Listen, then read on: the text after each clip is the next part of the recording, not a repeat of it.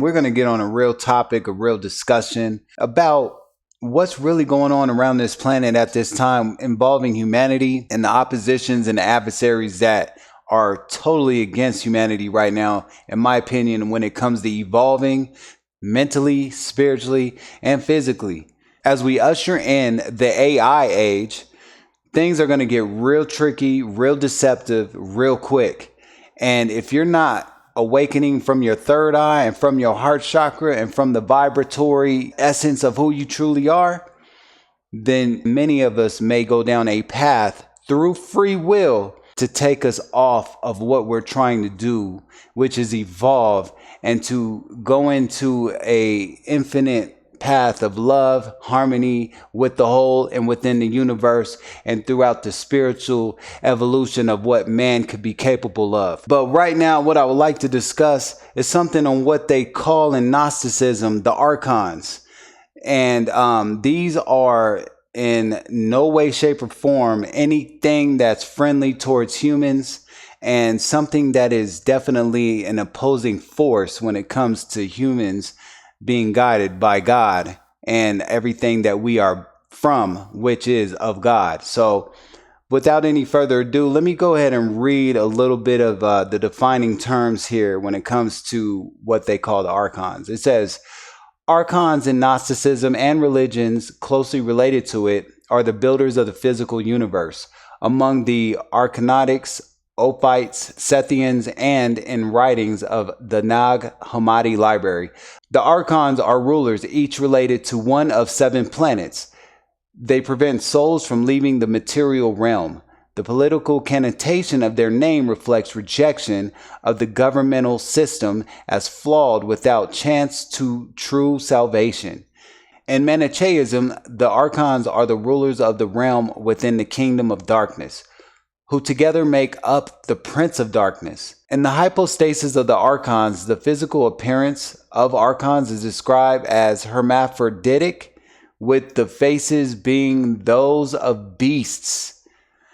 And if you notice, for your own personal opinion, you know there's something wrong right now. And right now, what they are trying to do and what they've been doing for many years is trying to divide and conquer the human race, having everybody against one another instead of staying united, because in all honest opinion, this is what they're scared of, that we'll come together and unite within the true holy matrimony of divine nature of what God has given us, in which Christ consciousness is within all. And that's what Jesus Christ even preached within the Bible. So with that being said, we're going to delve in to the video that I would like to show you guys. But always remember to always keep your first eye open, keep your heart chakra open, and the essence of your vibration open to the all-seeing of God's love from within.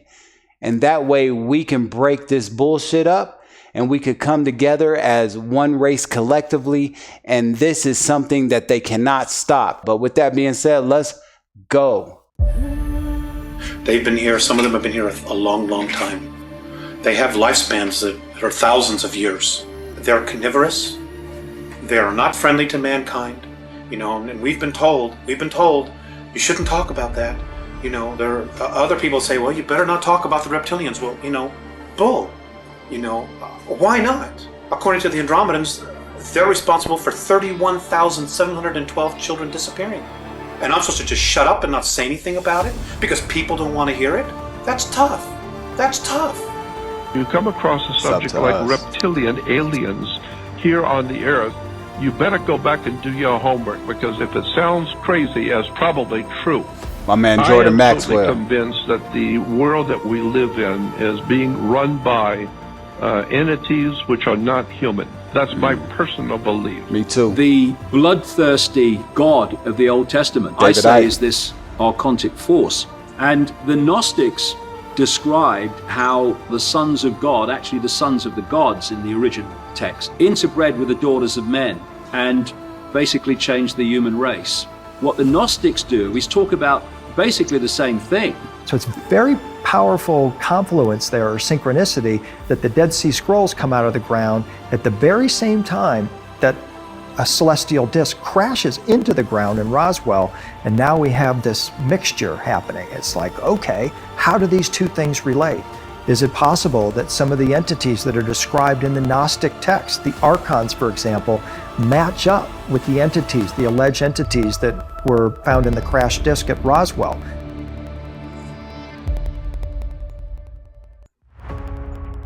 They are not flesh and blood, but they can embody that which is. They are not bound by the laws of time or space. They are the whisper behind your darkest thought, the glitch in your memory, the unseen hand steering civilizations into chaos. They are the Archons. Parasitic, non-physical invaders spawned in the shadow of the stars, and they are already here. According to the Pistis Sophia, they are rulers of the Aeons, seen as archontic in nature, operating as false gods or cosmic jailers. The Vedas and Puranas speak of Asuras and Rakshasas, non-human, often reptilian or shape-shifting beings who interfere with humanity. The Asuras are deceivers who pose as gods and battle for dominion over earth and the heavens. In Kabbalistic texts like the Zohar, they refer to qliphothic forces, shells or husks of spiritual impurity that cling to divine light and distort it. Some esoteric traditions link the qliphoth to archons as anti-creation entities that feed off spiritual entropy. According to the suppressed wisdom of the Nag Hammadi scriptures, rediscovered in Qumran near the Dead Sea, these entities were never meant to enter our world. They were a cosmic error, a malformed creation of the demiurge, trapped outside the harmony of the living universe. But somehow, they found a way in. Long before recorded history, before Sumer and Egypt, there were great civilizations, Lemuria and Atlantis, beacons of consciousness and cosmic alignment. But they fell, catastrophically, not just to fire and flood, but to infiltration, corruption, a psychic virus unleashed from beyond our dimension. And the infection didn't stop with Earth. Some say the Archons latched onto entire extraterrestrial races, hijacking minds, warping intentions. Among them, the reptilian Dracos of the Draco star system. Wow. A once proud warrior race, now twisted into instruments of domination and control. This is not just our story. It is a cosmic war for consciousness, and humanity is at the center of it. I am totally convinced for myself, and this is just one man speaking, but I am totally convinced for myself that there is such a thing as reptile alien gods or reptile aliens. Not because David Icke says so, because I'm the one that told David Icke about it when I brought him here back in 1992. Let me finish. I brought David Icke to America back in 1992, and I sat with him and talked with him about the aliens and the reptile aliens, and I showed him all my documents on it, and he got interested in it, and today he's famous for talking about a subject that I told him about a long time ago. But I believe that there are reptile aliens here. There's no doubt in my mind about that. There are many different kinds of life forms out there, and maybe some of them have come here from other places in the universe who, on their planets and on their system, they were reptilian. And they have come here, like all the other different kinds of aliens that are coming here, and they're messing with us. It's just like a party, you know, and there's a big party, and they have party crashers. Gangs come in from other places that come into the party. And they're coming in and saying, hey, these are y'all a bunch of young teenagers. We're grown men like a motorcycle gang. And they come in and take over everything. And take over the whole party and destroy everything. What about them being carnivorous, and particularly with our children, all these missing children? Yeah, I know. I mean, there's a whole story behind that. Exactly. But just go and read Don Juan, where Don Juan, the Mexican shaman priest, said that there are aliens who look like us. In his book, Carlos Castaneda's books are very famous. But he said in his book that Don Juan, the Mexican spirit teacher, said that there are aliens who look like us, but they have been manipulating us and lying to us and tricking us, and they're very, very dark and evil, and they're manipulating the whole human race. And they have been from day one.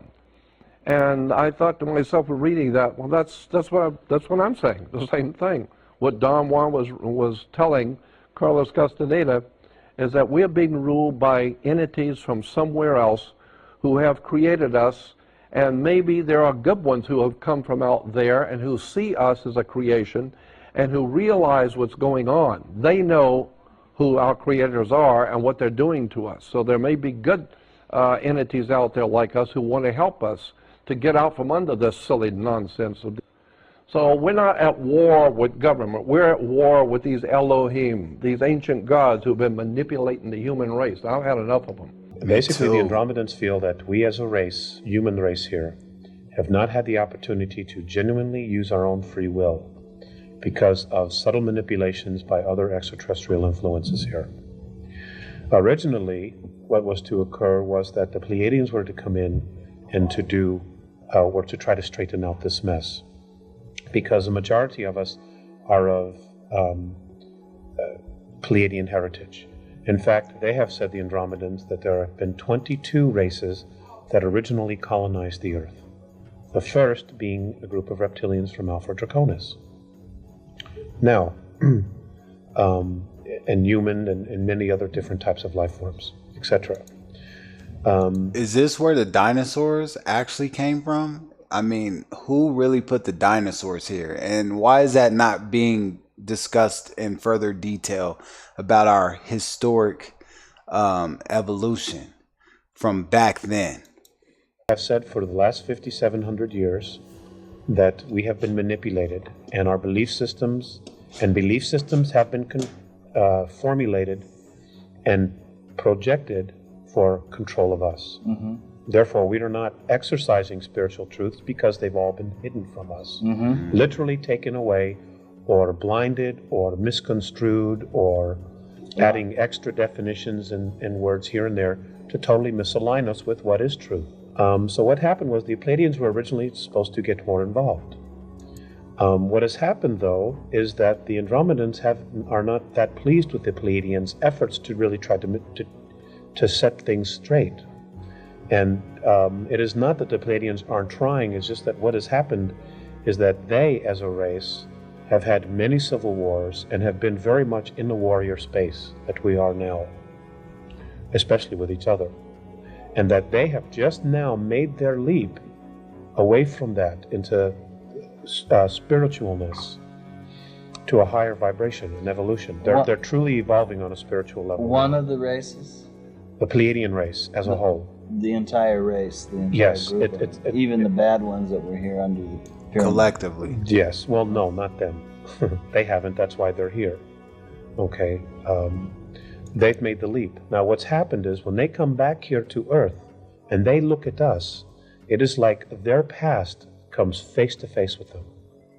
And their attitude is, or their feeling is, well, you know, if we get involved in here again, we may have to become warrior-like again. Mm-hmm. So they are very hesitant about getting involved again here on Earth, outside of just some contacts. Well, the Andromedans are looking at this and saying, but this is not helping. So apparently, on some level, the torch has been passed to the Andromedans. The Andromedans are now coming back. They're here, okay, along with other groups of extraterrestrial races who have been involved with Earth at one time or another. And they are going to set things straight. They say we have a window of about 8 years. Now, here's the situation. We have a group of renegade Greys here who are creating some real devastating atrocities. They're creating a lot of fear. They're doing genetic experiments which are not authorized. The Earth was supposed to be quarantined. They've totally violated that. So have the Giza intelligence. My understanding is, or there's been some talk about the Pleiadians having gotten removed Giza intelligence. The Andromedans have said there are still a few of them here, hiding. So, what has happened is they're doing some things. The Greys, the renegade Greys, not the benevolent, okay, there are definitely two groups, are creating atrocities, and they have totally manipulated many of the superpower governments into a position of checkmate, where they can literally do nothing about the fact that they're here, that we're helping them, that the government's helping them. In other words, we can't remove them. Their technology is so superior to ours that we can't remove them. Okay, we need an outside intervention to literally help us remove them. Okay. They're doing hybridization and many other things.